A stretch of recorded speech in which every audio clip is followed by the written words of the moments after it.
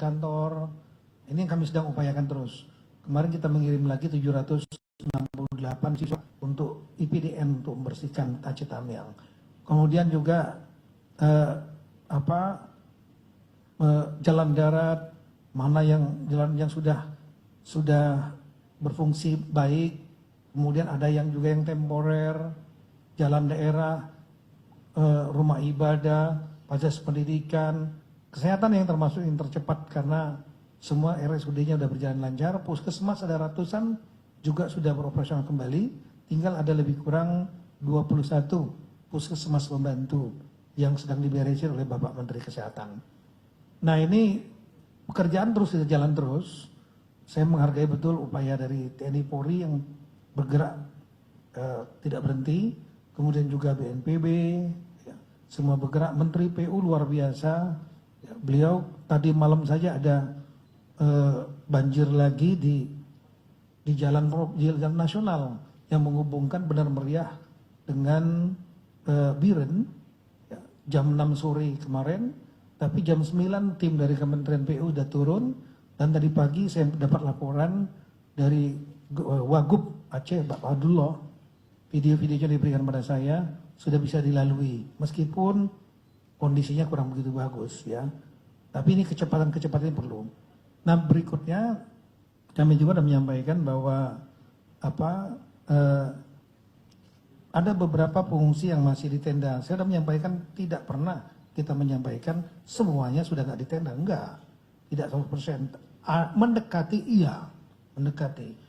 Saya sendiri minggu Sabtu yang lalu saya juga melapor kepada Pak Ketua Tim Pengarah Pak Menko PMK, di grup juga sudah saya sampaikan. Saya mendatangi langsung yang di Desa Sukumur, ya, ada lebih kurang 26 kakak di sana, tapi sudah mulai dibangunkan huntara. Saya melihat sendiri dari bangun huntara in situ oleh BNPB. Nah kemudian di Lubuk Sidup juga di Kecamatan Sekrak, Aceh Tamiang, itu ada 163 huntara yang dibangunkan Menko Infrawil. Tinggal listrik dan airnya saja. Dan kemudian di Biren yang semula ada 21 kakak di masang tenda di kantor Bupati, ya, itu sudah diselesaikan juga, tidak ada lagi Pak ya Pak. Hari ini sudah tidak ada lagi, kosong di sana sudah diselesaikan dan nanti akan dibangunkan hunian tetap. Nah jadi ke depan kami sudah sampaikan masih banyak persoalan yang harus kita lakukan. Meskipun terjadi normalisasi pemerintahan, jalan dan lain-lain, kegiatan masyarakat, pasar, tapi masih banyak yang fungsional, artinya berfungsi, berjalan. Tapi ada cukup banyak yang perlu diselesaikan. Karena ini luas sekali dan kompleks masalahnya. Salah sawah, tambak, jalan yang harus dipermanenkan, jembatan yang harus dipermanenkan, jembatan sementara, kemudian juga pendirian huntap yang harus menjadi prioritas yang paling utama. Karena masyarakat tentu kita harapkan tidak terlalu lama dia di huntara ya. Masing-masing sudah mengharapkan pemerintah membangun hunian untuk rumah untuk mereka. Nah kemudian tadi sudah kami sampaikan huntap adalah menjadi prioritas yang paling penting. Kemudian juga nanti hal-hal yang sangat urgent seperti jembatan, jalan yang itu memang menjadi jalan utama. Kemudian juga pembersihan lumpur-lumpur itu juga menjadi penting. Sudah kita identifikasi pembersihan lumpur, sejumlah titik sedang dikerjakan, termasuk dengan mekanisme cash forward yang melibatkan masyarakat setempat dibayar 100.000 gitu ya, dan diawasi. Dan kemudian kita melihat dari problema-problema atau masalah-masalah yang masih ada yang perlu dipermanenkan, sungai dan lain-lain, itu memerlukan waktu lebih kurang 3 tahun. Jadi inilah program pemulihan untuk masa diperkirakan ya, kalau kita estimasi 3 tahun. Sehingga dibuatkan renduk, rencana induk oleh Bappenas untuk 3 tahun. Tapi nanti atas perintah Pak Menko PMK sebagai Ketua Tim Pengarah, kami akan melakukan review atas renduk itu, mana yang prioritas penting yang harus dikerjakan di tahun 2026. Ya diantaranya tadi masalah huntap, jalan-jalan, yang penting-penting, jalan-jalan utama, pokoknya yang sangat-sangat penting mendasar disarankan di tahun 2026 ini kita selesaikan. Yang masih bisa dikerjakan sabar dikit di tahun 2027, 2028 ya kita kerjakan. Sambil kita komunikasikan dengan pemerintah daerah. Pemerintah daerah sendiri kita minta tolong juga bekerja. Karena Bapak Presiden sudah memberikan tambahan TKD untuk seluruh kabupaten kota dan provinsi itu di tiga provinsi ini sebanyak 10,6 triliun. Saya sudah buat surat edaran, penggunaannya adalah untuk penanganan percepatan penanganan bencana. Jadi pusat main, Satgas juga main, ya, KL main, Pemda juga bergerak, yang kecil-kecil ditangani. Dan kita akan awasi. Saya kira itu, terima kasih. Pak Kepala BNPB, sudah cukup. Pak Deputi, tambahkan. Terima kasih Pak Menko, Pak Mendagri, dan Pak Kepala BNPB. Assalamualaikum warahmatullahi wabarakatuh. Tadi kami melaporkan kepada tim pengarah atas apa yang sudah kita laksanakan, arahan tim pengarah untuk menyusun rencana induk percepatan rehabilitasi rekonstruksi pasca bencana Sumatera. Alhamdulillah melalui proses selama 3 bulan ini kita mencoba mensinkronkan antara usulan daerah hampir mencapai 200 triliun dengan usulan rencana kerja dari kementerian lembaga yang hampir mencapai sekitar 98 triliun. Dan alhamdulillah hari ini kita tadi sudah mendapatkan hasil dan arahan dari tim pengarah. Secara total memang alokasi dari kebutuhan pembiayaan indikatif dari rencana induk ini mencapai 120 triliun sebenarnya, tapi untuk dilaksanakan kementerian lembaga itu ada 100,2 triliun yang akan dilaksanakan selama 3 tahun. Izin Pak Kepala BNPB untuk tahun pertama tahun 2026 ini kita nanti akan coba diskusikan dengan rekan-rekan Kementerian Keuangan bagaimana kita bisa mendorong agar ABT bisa dilaksanakan untuk mempercepat proses pelaksanaan yang mungkin hampir mencapai 40 triliun, Pak Menko, Pak Mendagri, Pak Kepala BNPB.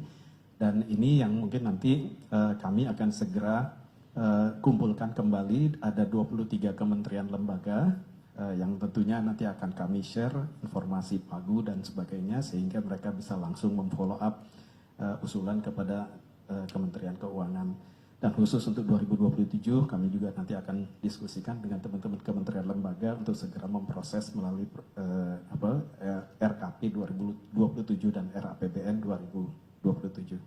Mungkin itu saja yang dapat saya sampaikan. Terima kasih. Terima kasih Pak Deputi. Jadi perlu saya tambahkan juga bahwa induk tersebut nantinya akan dalam bentuk hukumnya adalah kita ajukan dalam bentuk perpres.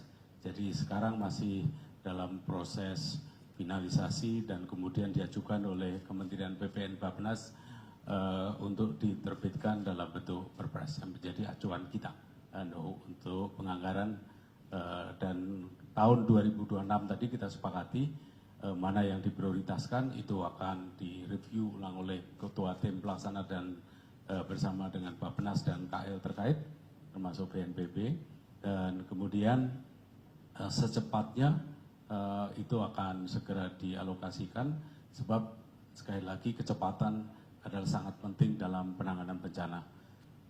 Ada pertanyaan? Sedikit silakan Pak. Mungkin sedikit.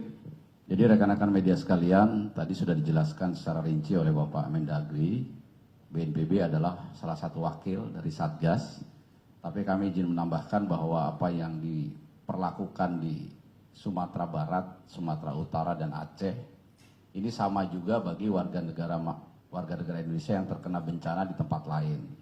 Jadi mungkin rekan-rekan media juga tahu, ya, akhir-akhir ini ada bencana kemarin ada di Sulut, Sulawesi Utara, ada di Maluku Utara, kemudian Pasuruan, ada Tegal, ada Brebes. Ini masyarakat juga sekarang dibangunkan huntara semuanya di sana. Dan setelah huntaranya nanti jadi, mereka masuk ke huntara. Kemudian juga hak-haknya untuk mendapatkan huntap hunian tetap juga sama. Jadi bukan berarti kita semuanya fokus ke Sumatera, tetapi terjadinya bencana di tempat lain, di daerah lain ini tidak diprioritaskan, tidak seperti itu. Jadi rapat ini juga tadi membahas bahwa apa-apa yang diputuskan di Sumatera itu juga berlaku di daerah lain ketika masyarakat terjadi bencana. Mungkin itu tambahan dari saya. Terima kasih. Terima kasih. Itu ada pertanyaan, silakan.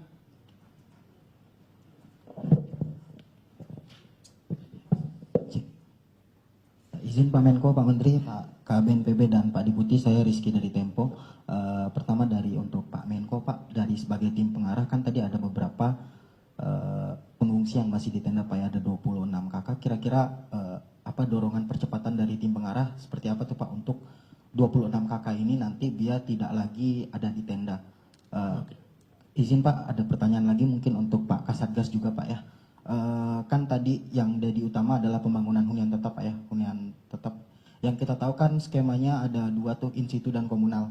Mungkin yang perlu saya tanyakan ini, Pak, yang komunal ini kan nanti kan dibangunkan sebuah kompleks, ya. Kira-kira nanti pertama soal lahannya sama skema pemilikannya gimana tuh, Pak? Itu aja sih, Pak. Terima kasih. Baik, yang pertama saya mungkin sebetulnya kepala BNPB, tapi BNPB saya ambil alih karena saya baru datang dari sana. Hari Sabtu yang lalu saya ke Sukumur, ya, Kecamatan Sekra, Kabupaten Aceh Tamiang. Jadi betul ada 26 kakak di sana, bahkan mungkin ada yang lebih, ya. Tapi di sana sudah saya lihat langsung sedang dibangunkan hunian sementara dalam bentuk in situ. Itu menarik. Yang biasanya kita lihat selama ini huntara itu kompleks. Ini in situ, enggak di rumah, di tanahnya masing-masing itu dibangunkan huntara. Nah, saya sudah melihat progresnya. Dan kemudian kemarin saya melakukan dialog bahwa huntara ini akan segera mungkin selesaikan oleh Pak Kepala BNPB, ya mungkin maksimal sampai 10 hari maksimal, ya. Tadi kemudian kami juga mendukung untuk bantuan air dari BNPB 2, dari Satgas 2, ada 4, sambil memberikan bantuan juga termasuk bantuan dari alat ibadah dari Bapak Presiden. Jadi sudah ada solusinya. Mereka sudah tahu bahwa dibangun huntara dan sudah ada sebetulnya, cuma mereka minta ingin cepat, gitu. Kemudian yang tadi di 21 di Biren itu tadi di kantor buat tenda di depan kantor Bupati sudah diselesaikan juga oleh BNPB dan kemudian mereka akan dibangunkan huntap segera. Nah, khusus mengenai masalah huntap itu ada 3, ya, ada 3 opsi. Opsi pertama adalah huntap dibangun in situ di tanah mereka yang aman, tapi mereka sendiri bangunnya. Diberikan anggaran 60 juta oleh BNPB, tapi 2 tahapan. Supaya jangan sampai, boleh bangun, modelnya seperti apa terserah mereka. Mau pakai kayu yang itu, hasil lanjutan itu, boleh. Ada yang sudah bangun, ada. Saya menemukan beberapa kayu di Medan Meriah, di Gayo Luas, ya, kemarin juga di Tamiang, saya lihat ada yang bangun menggunakan kayu itu, dipotong, dibantu oleh Pemda, bisa. Gotong royong, kemudian sehingga sesuai dengan selera mereka, tapi stimulannya 60 juta. Yang kedua adalah dibangun di in situ, di tanah yang aman punyanya, tapi yang bangunkan BNPB dengan indeks sementara ini 60 juta, itu BNPB.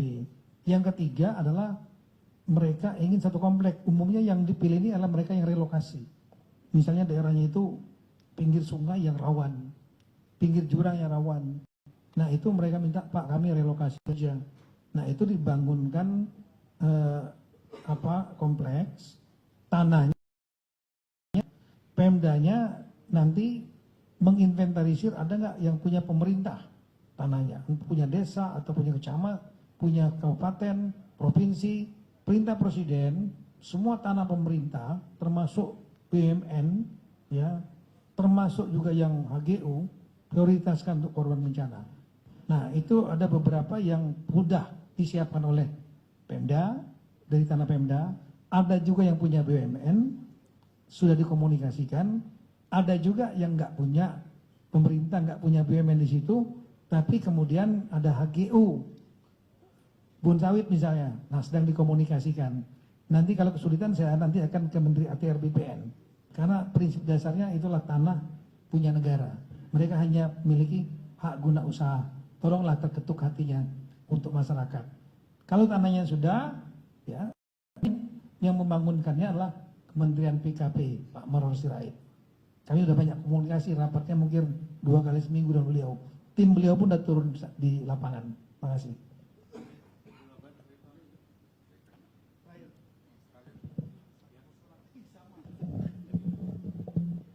Selamat sore Bapak-Bapak semuanya, saya Diva dari Metro TV. Saya ingin bertanya Pak, kemarin-kemarin saya lihat mungkin ada keluhan dari warga-warga di daerah terdampak bencana, tanah-tanah mereka, batas-batas tanah mereka yang mungkin tanahnya itu ketimbun lumpur sangat tinggi sehingga batas tanah antar warga ataupun batas kebun mereka itu tidak jelas.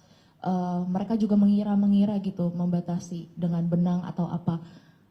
Apakah ada layanan yang disediakan sama pemerintah khusus mungkin ATR BPN bagian pertanahan agar warga-warga yang terutama bisa didaftarkan kembali, diperjelas kembali hak pembatasan tanah-tanah warga baik kebun, baik rumah, kemudian juga tempat-tempat usaha mereka. Begitu Pak. Iya, saya menemukan memang itu beberapa tempat, misalnya di PD Jaya, saya ketemu hamparan yang terkena lumpur semua di sana, dan kemudian tanah kosong itu, tanah kosong tadi sawah, ada juga yang kebun, tapi kemudian penuh lumpur sampai kira-kira mungkin setengah meter tinggi. Nah batasnya hilang.